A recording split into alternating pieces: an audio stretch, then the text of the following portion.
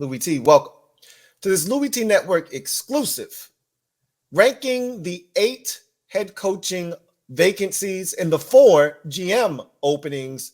Now, let's talk about these 8 job openings. And here's what I assess. Here's what I look at, right? When I'm thinking about a job opening, if I'm a GM, I'm taking into consideration everything from the roster, the cap space, the draft capital, ownership, how stable is the franchise. These are all things that matter to me.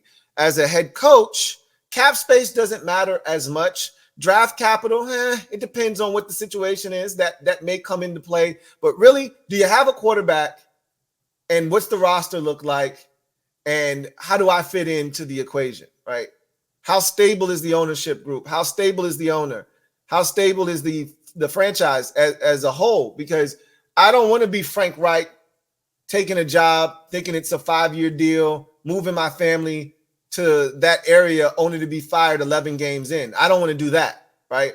So clearly, these are things that would matter to me as a head coach. So let's go through where each of these teams rank in my estimation. Some of this is facts, like hard data, numbers, and then some of it is opinionated. It's my opinion, right? So some of it is subjective and some of it is factual. So let's start with cap space. That's something that isn't subjective. This is factual. These are hard numbers, right? So cap space wise, you want to be in a healthy spot if you're trying to attract a GM. It can be a deterrent. It doesn't have to be, but it can be a deterrent when trying to lure a GM there. I want to be able to come in and have flexibility. I don't want to come in and have to dig myself out of a hole immediately. But again, if you're going to turn the roster over anyway, that's probably going to help you get yourself where you need to be from a cap situation. It's not impossible. And again, if you're going to find someone that's willing to do it, but it still makes it a lot harder to attract the type of talent that you probably are looking for if you are going after a top tier GM candidate. That said, the Chargers are in salary cap hell. They are 29th in the league. They are $34 million over the cap as we speak. So they've got some tough decisions to make. We knew that going into the offseason. They're going to have to either restructure some deals, move on from some guys, things of that nature. So they've got quite the journey ahead of them. But this is what we do. We talk about this stuff every year. Oh, my God, this team is this, that, and third over the cap. And then, boom, voila, they'll be under the cap in no time. They're going to have to make some tough decisions. Like Khalil Mack is making a boatload of money. He was the best player on your defense last year. Are you going to move on from him? Because you can get out of it and you'll save a lot of money under the cap. But can you afford to move on from a player like that if you're trying to win? I don't know. These are the questions that they'll have to answer in Los Angeles with the Chargers. Chargers, 8 total draft picks, number 5 overall in the first round. So they're in a healthy spot from a draft pick perspective. So now we get to what I think is the most important question. If you are a prospective GM or head coach, I think this is the category that if you're a head coach, this is the one you're looking at the most. Because if you don't have this, then I better have resources to get this, or I'm not going to be successful, right? And it's quarterback. Do you have a quarterback? So the Chargers clearly have a quarterback, and they've got the best quarterback of all of the openings here by far and away, right? If I'm a head coach, I'm trying to get to the Chargers. That's where I want to go ultimately, because I know I can win with number 10. The question is, can I do enough around 10 and on the defensive side? Can I find the right guys? And because all of the pieces are there. You add a piece here, a piece there, and you can win immediately in Los Angeles with the Chargers because of Justin Herbert. And then my last category that I took into consideration when making up my list of these openings and where they rank: organizational stability / owner. right? So how stable is your organization, and how is your owner perceived around league circles? Do you have good ownership, trustworthy ownership, patient ownership, et cetera, et cetera? Is the owner going to allow you to make the decisions, the moves that you want to make without meddling? These are the types of things you have to ask yourself if you're a potential GM or even a head coach. Because if you have a very meddlesome head coach or owner, he's going to not only meddle in the affairs of the general manager, but it's going to trickle down to you and personnel decisions and what you can and can't do on the field, who's playing, who's not playing, those types of things. You never want to be in that situation. So that's something that I would take into consideration when I'm assessing these openings. So I rated these jobs in this particular category, owner or organizational stability / owner, on a scale of 1 to 5, 5 being the highest stability, you're as functional and stable as it gets in the NFL, to 1, which is as dysfunctional as it gets, and you would like to stay as far away from that job if at all possible. So the Chargers organizational stability for me right now is a 2.5.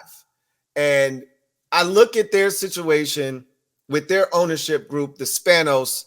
Those are some really tricky individuals and fellas to kind of navigate. You really don't know what you're going to get from them. Notoriously, they had been cheap in the past. They've been spending money here of late, which is why their cap situation is the way that it is. They went for it. I'm not upset at a team that goes for it. They just didn't get it. The Rams went for it. They gave up all these draft picks. They spent all that money and they won. So it's okay when you win. It sucks when you lose and you don't get it done. They went for it. They swung for the fences. They didn't get it done. Okay. So now they're spending money. That's good. But they're still very meddlesome. They still feel like they're in control of everything despite hiring a GM. Tom Telesco was essentially a figurehead, right? In name only was he the GM of the Chargers, but he really didn't control what was going on there. All right. So that's still a situation to keep your eye on. I think if you're a prospective GM, you're a little leery of going to Los Angeles, a little leery because of the organizational setup, right? Now you get to number 2. And this one was tough for me because if the cap situation for the Chargers wasn't so bad, this would be the number 1 job because they got the quarterback. That's the most important thing in all of this. Whether you're a GM, you're a head coach, that's the most important thing is, do I have a quarterback? Well, the Chargers have a quarterback, and not just any quarterback, like a quarterback you can win a Super Bowl with. They have Justin Herbert. So that changes everything when you look at that opening and you go, holy shit, they got Justin Herbert. What is this job doing available? The bad part is I don't know what I'm surrounding him with on offense or defense because the cap is so bad, they're going to have to make some tough decisions. You know, how much longer is Keenan Allen going to be there? Can I bring back Khalil Mack? Is Joey Bosa even worth keeping around at this point? He's always injured. Like, we don't know what they're going to look like next year because they're going to have some decisions to make, and they're going to have to get this cap situation figured out. But it's still Justin Herbert. It's still Keenan Allen if he's there, and I assume he'll be there. It's still Mike Williams. He'll be coming back from injury. A lot of people don't give Josh Palmer the credit that he deserves. He's a really good number 3 option. I don't really know if I care too much for the kid out of TCU, Johnston. I didn't like the pick when they made it. They could have gone in so many different directions. They went with him. I thought they were trying to go with the Mike Williams clone thing. It didn't work. That's not even who he is. I don't like to shit on young players, especially only after 1 year of tape and a limited body of work. I'm going to give him an opportunity just like I do with all young players. But it didn't look good in his rookie season. I'll be honest with you. It did not look good. But that said, they could do a little work to the offensive line. But defensively, you get the right coach in there. I'm telling you, they got the pieces defensively to win right now. They got the quarterback to win right now. If not for the cap situation and that kind of looming over the head of the next GM and the organization and not knowing, it's just the not knowing. If you could sell me a plan on, hey, here's how we're going to get under the cap and get back to a healthy situation, and it's not impacting the roster in such a detrimental way that I could still see a path to being successful, they'd be number one this offseason because they got Justin Herbert. And that changes everything. It really, truly does. But the cap space is a killer for me. It's a killer for me. And that's why they're the number 3 out of 4 GM jobs, okay? Because the cap situation, there's no way around that. You can't fake it. There's no way to try and minimize it. They're in cap hell, right? And the number 5 overall pick is a good place to be. With Justin Herbert as your quarterback, you can do something with that, even if it is trading back. Even if it's trading back, you can do something with that number 5 overall pick. Get a really good football player, potentially a blue chipper, or you can trade back, pick up more picks, and add to this roster that I think is already talented. So the Chargers job is number 2. Their GM ranking opening is number 3 for me. Now I'm going to take the liberty to take it a step further, and I'm going to give you who I think. This is not who I think is going to end up there. I'm telling you who I think is the best fit for these jobs, okay? Again, keep in mind, understand what I'm saying. I'm not telling you this is who I think the franchise is going to hire. This is who I think is the best hire for the job, okay? So now we get to the Chargers. I got 2 names for the Chargers. Now, I know Jim Harbaugh's name is, surfacing for the Chargers, and Harbaugh's going to end up somewhere in the NFL. And I think it's going to be with the Chargers. I think that's going to be their guy. I've been adamant about that. However, I don't think he's the best fit for them. I don't. His style of coaching, how he wants to run his offense. Look, you're not wasting Justin Herbert, but I feel like you're wasting Justin Herbert if Jim Harbaugh's your coach, right? Because he wants to run the football. Who are we kidding? And that's cool. But you got Justin Herbert. Like, I'm not saying don't run the ball because you got Justin Herbert, which is what the last 2 coordinators decided to do. But I'm saying don't go to the other end of the spectrum, which is what you're going to do if you get Jim Harbaugh. Or at least that's what I think. But I could be wrong. We'll see. But to me, there are 2 guys in particular that stick out like a sore thumb for the Chargers. The first one is Bill Belichick. Because what do we know about Bill Belichick? You give him a talent like Justin Herbert, and he can win football games. We saw him do it with Tom Brady. All right, we know that. And I've been saying this for years, at least the last 2 years, maybe 3. Watching the Chargers struggle defensively with Brandon Staley for some inexplicable reason. And I don't know what the hell Staley had going on. But they've got all the pieces to be a dominant defense. They're fast. They're talented. They're aggressive. You give Bill Belichick Thule. You give Bill Belichick Khalil Mack, Joey Bosa. You give him, he's older now. I don't know how good he is anymore, but Kendricks. Shit, I even say you give him Kenneth Walker or Kenneth Murray. He probably get more out of Kenneth Murray than any of these dudes have. You go to that say, do you know what he would do with Derwin James? Bill Belichick would have to clean himself up in the bathroom if you gave him Derwin James. You see what he's doing with Jabril Peppers? You give him Derwin James, he's going to go have to wipe himself off. Are you kidding me?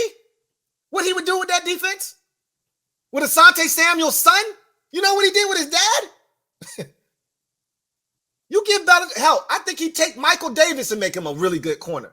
You give Bill Belichick this defense, he would do work. And we already know what he would do with Justin Herbert as the quarterback. All he's going to do is probably bring Josh McDaniels with him.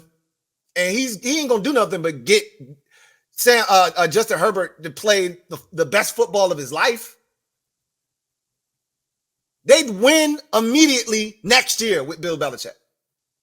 They'd be in the AFC Championship game or the divisional round at a bare minimum if they're healthy with Bill Belichick as their coach. The other guy is Dan Quinn. Now, for all the reasons I've already mentioned, you give Dan Quinn that defense, right? And he'd add a couple pieces here and there, but they're so fast on. You give him Kenneth Murray, you know what he would do with Kenneth Murray? Kenneth Murray would be lining up everywhere. He'd be all over the damn place, right? And you give him Derwin James, he'd have Derwin James all over the damn place. I just think about what he's doing with Donovan Wilson and how good Donovan Wilson is. You know what he would do with Derwin James? Like, there's a lot of stuff being wasted in LA with the Chargers right now, defensively in particular. A lot of shit being wasted. A lot of years, a lot of talented football players, a lot of money being wasted right now because of poor coaching. You get a coach in there that knows what he wants to do and how he wants to do it. I'm telling you right now, the Chargers could be one of the best teams in the AFC. You get the right guy in there. I don't know if that's Jim Harbaugh or not, but that's the direction they're probably looking at. But we'll see. Louie T Network.